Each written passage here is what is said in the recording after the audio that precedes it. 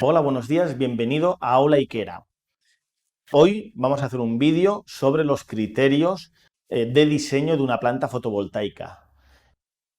En este vídeo vamos a hablar de las curvas de consumo que hay que analizar, de los sistemas de anclaje a seleccionar, de buscar el punto óptimo de la planta en cuanto a eficiencia, producción y coste de la propia instalación, el posicionamiento del inversor, dónde instalar el inversor dentro de las naves y la capacidad o intentar diseñar una planta con ciertas capacidades de modulaje, de posibilidad de ampliar su potencia. Empecemos con el primer punto. Es la curva de consumos o el análisis del consumo del cliente. Evidentemente, para hacer un diseño de planta, lo más importante es tener mucha información de la demanda del cliente. ¿Qué es lo que el cliente necesita para intentar cubrírselo? Y no cubrírselo al 100%. Una planta fotovoltaica, si intentamos cubrir el 100%, vamos a sobredimensionarla y no es óptimo. Tenemos que intentar movernos entre el 50 y el 70% de su demanda energética. No es una planta más mala solo por cubrir el 20% o el 30% de la demanda. Puede ser una fábrica con muchísimo consumo y poca cubierta, poca superficie, con lo cual las placas que pongamos producirán lo que tengan que producir y todo lo que produzca será absorbido por el cliente. Aquí la clave está en hacer eso mismo, que todo lo que produzca la planta lo consuma el cliente. Es uno de los puntos más importantes a la hora de buscar el punto óptimo, que hablaremos un poquitín más adelante. Entonces, ¿para eso qué utilizamos? Pues analizamos su curva de consumo. A través de los históricos podemos ver 2 años atrás qué ha consumido. ¿Qué ha consumido cada cuarto de hora o cada hora? Y en función de eso podemos diseñar una planta de más o menos placas, de un tipo u otro de placas, con unos strings o otro tipo de strings, otra configuración. Otra de las claves fundamentales es saber el tipo de cubierta que nos vamos a encontrar.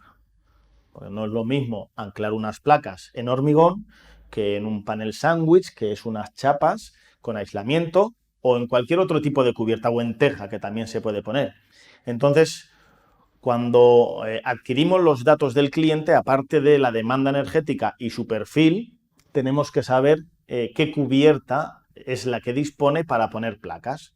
En esa línea, volvemos a retomar lo que ya hemos visto en algún que otro vídeo de si vamos a hacer una instalación coplanar, si la vamos a hacer no coplanar, si la vamos a hacer sobre teja o qué soportación vamos a elegir en función de la tipología de la cubierta de la nave. Otro punto que hemos dicho que íbamos a hablar es el punto óptimo de la instalación.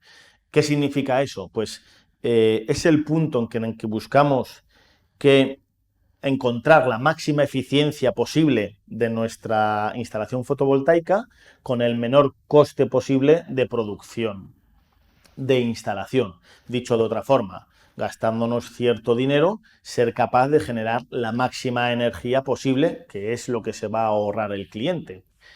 ¿Es cierto que puede haber paneles más caros y de una eficiencia más alta? Sí, puede haber alguno, pero son tan caros que este punto óptimo de producción se nos dispara. Con lo cual huimos de eso. Ni hay que ir, como siempre en esta vida, al extremo más barato ni al extremo más caro.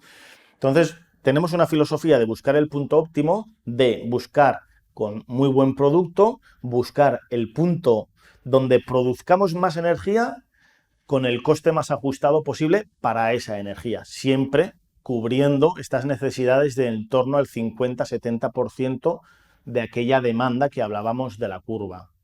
Otro punto muy importante en una instalación, en el criterio de diseño de una instalación, es dónde situar el inversor. Lo situamos al lado de las placas, lo situamos abajo en la nave, a la entrada de la cometida de la nave. ¿Dónde lo ponemos?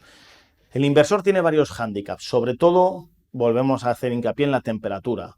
Tenemos que huir de sitios cálidos, que le pegue el sol directo, que esté en una pared donde haga demasiada calor y demás. sea, primer criterio podría ser la temperatura, donde va a estar más fresquito el inversor. Ahí podría ser un gran criterio. Y el segundo criterio muy importante a tener en cuenta son las pérdidas por circular energía, por circular electricidad por los cables. Se pierde mucha más energía en la parte de continua que en la parte de alterna. Entonces, aparte del sobredimensionamiento de los cables, que hemos hablado en otros vídeos de poner cables más bien un poco más gordos que lo que debería, tenemos que intentar poner el inversor en sitios lo más cercano posible a los paneles, con el fin de que el recorrido de estos strings que hemos hablado sea el menor posible.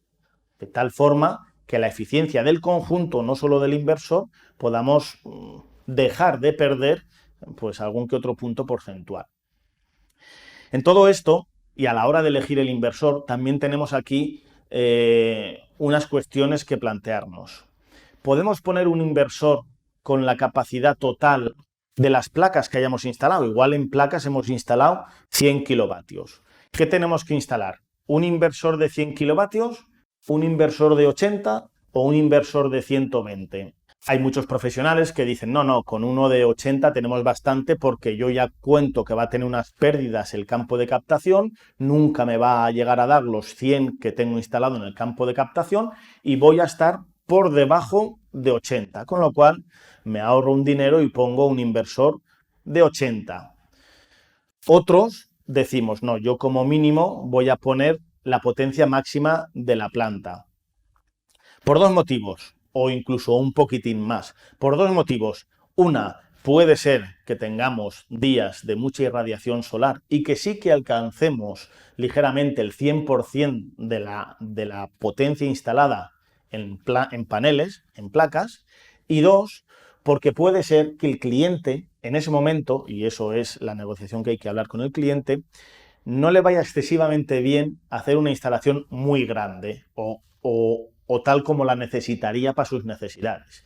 Pero sí que puede hacer la mitad o un poquitín menos. Entonces, el inversor, que no se puede estar cambiando aleatoriamente, puede ser de la capacidad máxima de su cubierta o incluso un poquitín más, con el fin de que el inversor vaya más desahogado, dure más, tenga una vida útil mucho más alargada y tenga una capacidad la planta de modular y de poder añadir más placas en un futuro si se necesita producir más energía o si la legislación ha cambiado y ahora se puede utilizar esa energía sobrante para otros menesteres. Hasta aquí el vídeo de los criterios de diseño de plantas. Espero que os haya gustado. Si es así, suscribiros en el canal y seguimos hablando. Saludos.